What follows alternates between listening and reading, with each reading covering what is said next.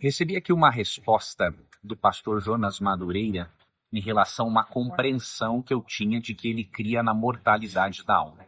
Quero fazer aqui uns breves comentários e, ao mesmo tempo, me desculpar aí com o pastor pelo meu sono da alma, diríamos assim, na leitura do seu capítulo. Mas deixa eu lhe explicar uma coisa, pastor Jonas. A minha conclusão não foi apenas pela leitura do capítulo, foi pela nossa entrevista feita há mais ou menos 2 anos. Eu tive o privilégio de entrevistá-lo sobre o seu livro Inteligência Humilhada, fiz algumas perguntas e pelo teor das suas respostas ficou claro para mim que você acreditava na mortalidade da alma. Eu até vou deixar aqui no final desse vídeo um pequeno trecho de uma das suas respostas, ok?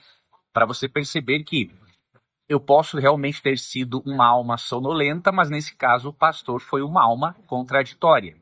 Mas eu respeito muito a sua opinião, eu respeito muito o seu trabalho, aprecio muito o seu material, né? Vou continuar indicando o seu livro como uma fonte espetacular para o estudo da antropologia bíblica, né? O seu livro eu tenho, eu li, indico para as pessoas e continuarei fazendo isso.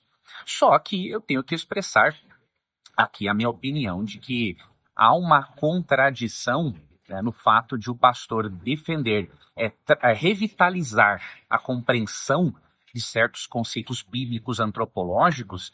Há uma contradição nisso com a crença na imortalidade da alma, porque as definições para a alma que o pastor apresenta no seu livro, que são excelentes, para mim, até o momento, não se harmonizam com a crença na imortalidade natural da alma. Eu continuo crendo, como Oscar Cullmann, por exemplo, de que o corpo, longe de ser a prisão da alma, ele é o templo do Espírito Santo. Continuo crendo, assim como Cullmann, que existe um antagonismo entre a filosofia platônica e a doutrina bíblica da ressurreição do corpo, porque não vemos redenção fora do corpo. Mas eu entendo o seu posicionamento teológico, a sua opinião filosófica, respeito como pastor, como filósofo, repito, gosto muito dos materiais.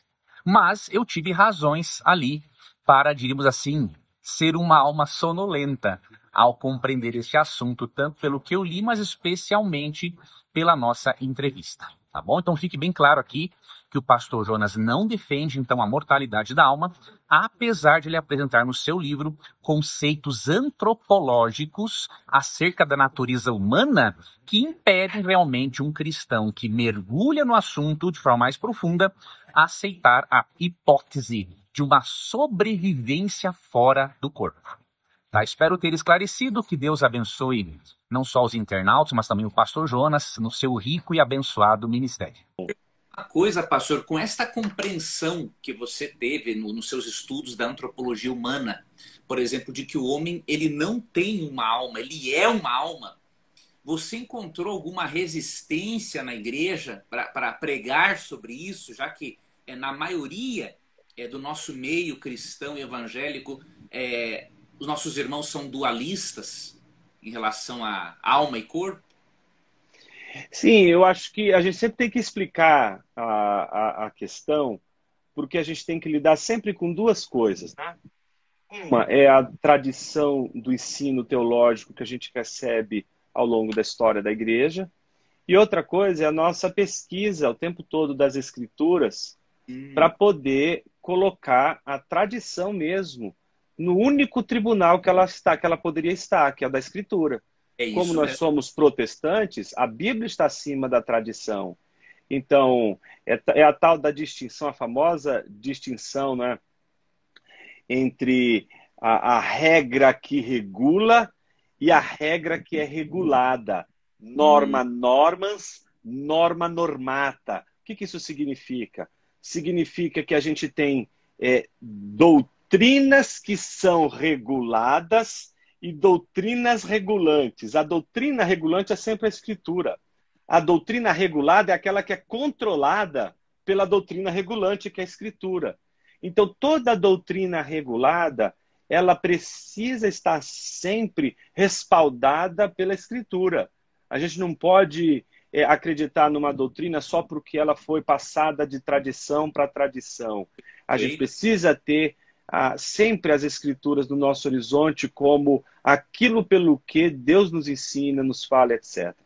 Com relação à questão que envolve a antropologia e a questão do todo e das partes, eu sempre tento mostrar o seguinte, olha, tem aí a sua tradição. Você tem a sua tradição de interpretar aí a antropologia como você entende do ponto de vista doutrinário. Então, existem aqueles que são dicotomistas, aqueles que são tricotomistas, existem monistas, existem dualistas, né? Psicossomáticos. Tem uma legião aí de possibilidades. O que eu sempre digo é o seguinte, olha, não estou pedindo para você jogar fora todas as suas crenças, sua doutrina. Faça o seguinte, tenha isso em mente, mas venha olhar comigo aqui como a Escritura está trabalhando essas passagens. Porque às vezes a gente pode criar uma camisa de força tão grande para ler a Escritura que a gente não consegue perceber a profundidade das relações que o texto está fazendo. E às vezes, porque a gente gosta tanto de uma teologia, a gente vê ela em toda a Escritura. E a única chave pela qual a gente deve encontrá-la em toda a Escritura é Cristo. Cristo a gente tem que encontrar em toda a Escritura. Cristo a gente tem que encontrar em toda a pregação que a gente faz, etc. Agora, às vezes a gente, por exemplo, no meu caso, imagina, um batista, que o credo do batismo é tão forte. O batista tem uma tendência a ver credo do batismo em toda a Bíblia. Se for falar para um presbiteriano, vai ser uma postura completamente diferente. Um luterano vai ter outra, um anglicano vai ter outra. O adventista vai ter a sua. Cada um aí vai ter a sua maneira de interpretar ali. E da sua. Eu acho que isso faz parte da confessionalidade que as pessoas aderem quando elas fazem parte de uma igreja. Quando faz parte de uma igreja, você não se torna só membro de uma denominação, você se torna membro de uma comunidade interpretativa das Escrituras. Então, sempre eu digo o seguinte, eu sei que você tem tal e tal e tal e tal tradição, mas vamos pensar aqui a antropologia bíblica numa perspectiva em que talvez as coisas não sejam tão simples como a gente pensa. E essa questão da carne, do corpo, por exemplo, para nós, a gente tem que tomar muito cuidado quando a gente traduz carne na Bíblia, porque ela tem vários sentidos, mas dois são fundamentais, que é o sentido existencial e o sentido moral. O sentido moral é aquele que nunca se aplica a Jesus, por exemplo. Jesus não é carnal, mas a gente aplica o Jesus como verbo encarnado. Dizer que Jesus é o verbo encarnado é dizer que Jesus é passivo de morte. Então, a carne, a dimensão existencial, é aquela dimensão que aponta para a nossa finitude. Mas olha que coisa curiosa. O princípio da carne é Bassar. E Bassar nunca poderia ser concebido sem o Ruach. Você já viu aquela passagem que diz: te darei um coração de carne e não de pedra? Ou transformar o coração de pedra num coração de carne? Exatamente por isso, porque Ruach nunca se derrama em pedra. O suporte do Ruach no mundo que Deus definiu é a carne. É a carne. Derramarei o meu espírito sobre toda a carne. Então, quando você vai para o vale de ossos secos, tem tudo, tem carne, tem tudo, mas não havia neles Ruach. Então, o que é interessante, Bassar não é visto de forma negativa, como você disse, não é só no Novo Testamento. No Antigo também, a carne é vista como algo positivo, como aquilo que é vivo. Porque depois que, como diz Eclesiastes, né, o Ruach volta para Deus, Bassar vira nevela, vira cadáver. A designação é outra. Então, é muito interessante como a gente precisa, de alguma forma, trabalhar os conceitos tentando entendê-los dentro de um campo semântico que envolva não só o conceito em si, mas a sua relação com os outros. A relação do espírito com a carne, a relação do coração com a alma. Essas relações são interessantes porque não são relação entre partes.